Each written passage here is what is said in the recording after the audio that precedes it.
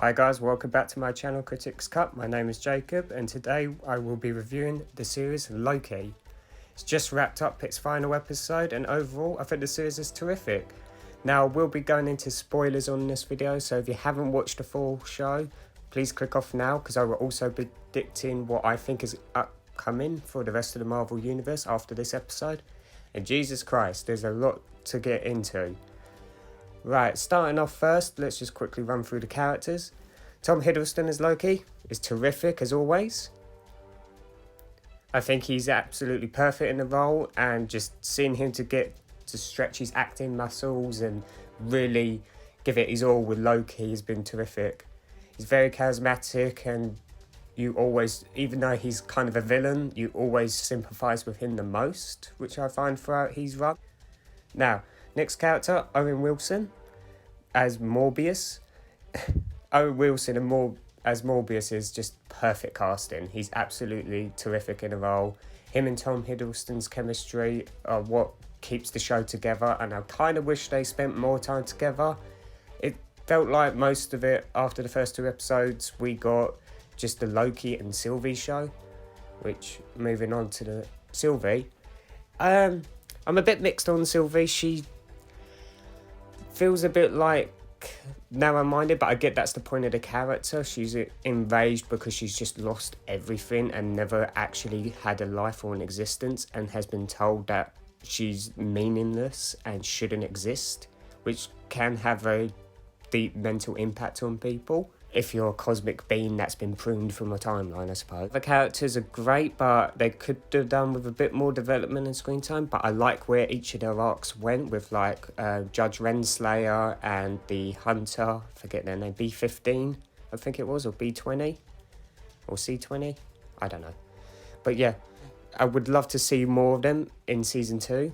Miss Minutes, I feel like Miss Minutes was a bit overhyped. She could have done a bit more. She didn't really start to get into it until like the very final episode, where she's trying to bargain with Loki and Sylvie for the perfect life they've always wanted.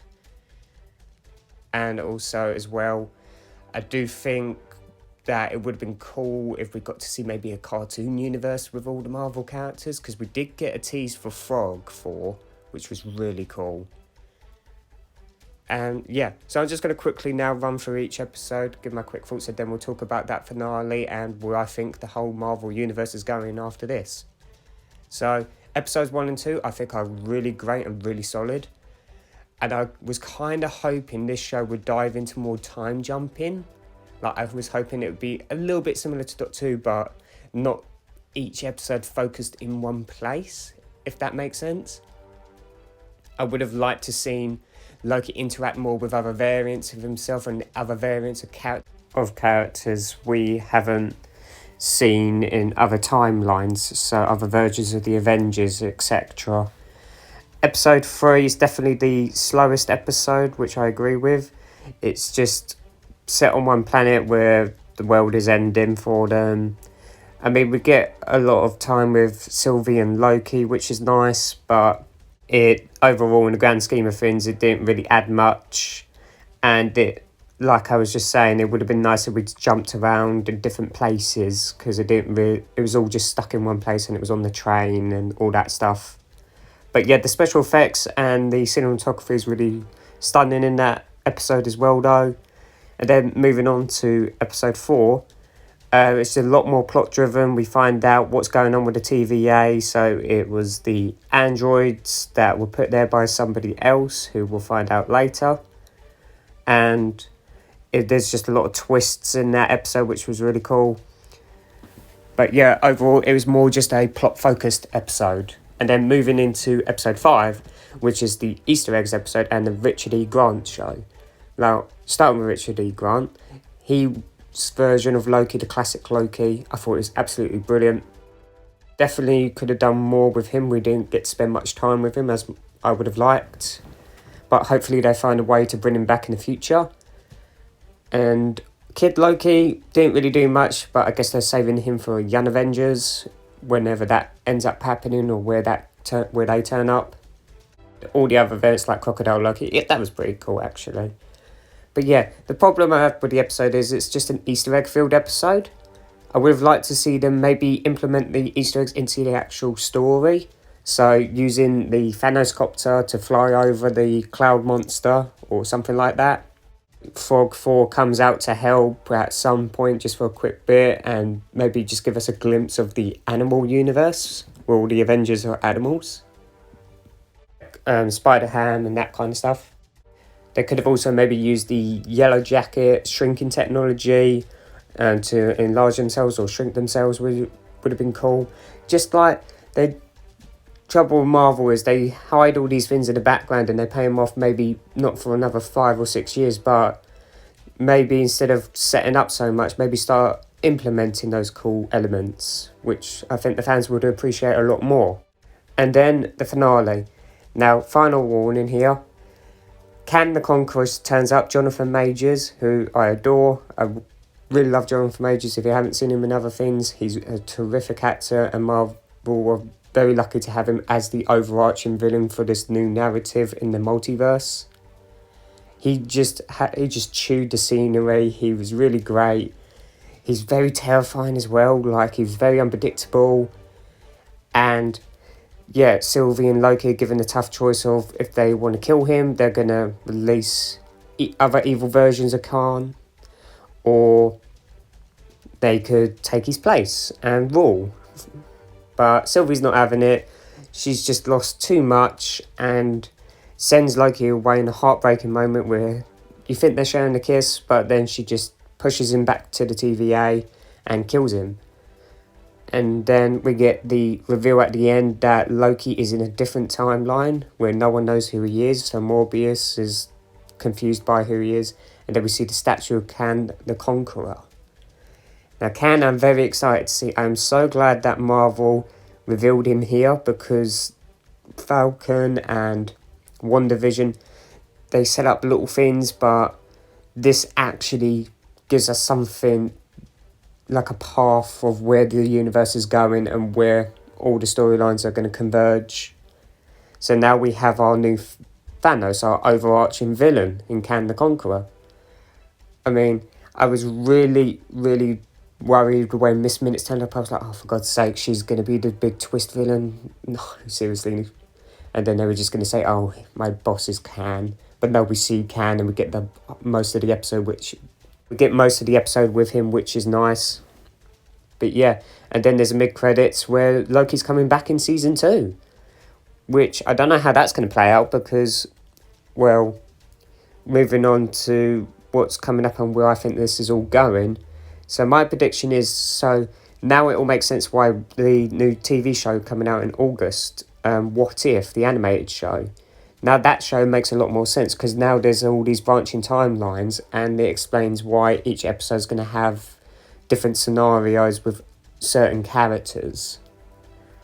And then it's obviously going to lead into the multiverse of madness. And in between that, we've got Spider-Man No Way Home, where fingers crossed we're going to get Andrew Garfield and Tobey Maguire turn up as Spider-Man and all the villains. But yeah, Marvel seem to be juggling a lot, so just going through each of the shows. So we have the spy stuff, where it seems to be that Val is recruiting her own version of the Thunderbolts or the Dark Avengers. So we'll see where that all leads to. And then we got, so each of the shows with that, we've got Hawkeye and all the ground-based level heroes and Captain America 4 coming up, which isn't on this list that you can see on screen now. And then, of course, we've also got Deadpool 3, which maybe ties into the multiverse to bring him over. I mean, we did get that really funny video the other day with him and Korg doing the trailer reaction for Ryan Reynolds' new film. Yeah, then there's a few odd movies here and there where I don't know how they fit. Like Shang-Chi, maybe he just becomes an recruit for the new Avengers or whatever team is assembled to battle Kang and all his different variants. Actually, looking at the slate on screen, it looks like Eternals is actually, I don't see where that really fits in. It's not really multiversal. It's not to do with any of the Dark Avengers stuff or anything like that. So that's definitely going to be really interesting to see. But again, maybe like Shang-Chi, it's just, these are new characters and these characters are going to come and help fight Kang. or some of them will get recruited into the Thunderbolt storyline, who knows. But yeah, this is definitely leading to a Secret Wars level event for Avengers 5, which Marvel are carefully and slowly teasing out, which is good. We've got the Fantastic Four still to come, and Blade with the vampires. There's just so much going on.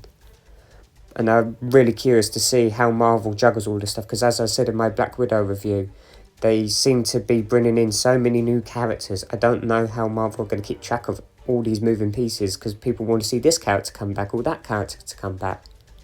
So Marvel really need to be careful that they don't oversaturate with too many characters for everyone to keep track of, because eventually they're going to confuse their audiences and be like, oh yes, that guy, oh what was he in again, or oh where did this person come from, or oh what's that again, I can't remember. There's just so much. So whereas with the Infinity Saga, it was just like, well, each character gets like roughly a trilogy or a film here and there, meet them, they team up and the Avengers, done. But with this, they seem to be jumping all over the place and handling multiple different storylines at once with the Multiverse and Dark Avengers. So I'd be really curious to see where this all heads to. But yeah, be sure to leave your opinions down in the comments below. I'd love to hear your theories of where all this is heading and what you all thought of Loki. It's definitely my favourite out of the 3 Disney Plus shows so far. But yeah, also remember to like and subscribe. Also as well, I'm sorry I haven't advertised this as much, but I have an Instagram account, so you can follow me on there, where I'll be posting updates on future videos and just little tidbits and stuff. So yeah, be sure to check that out. And I'll talk to you again very soon in the next video. Bye.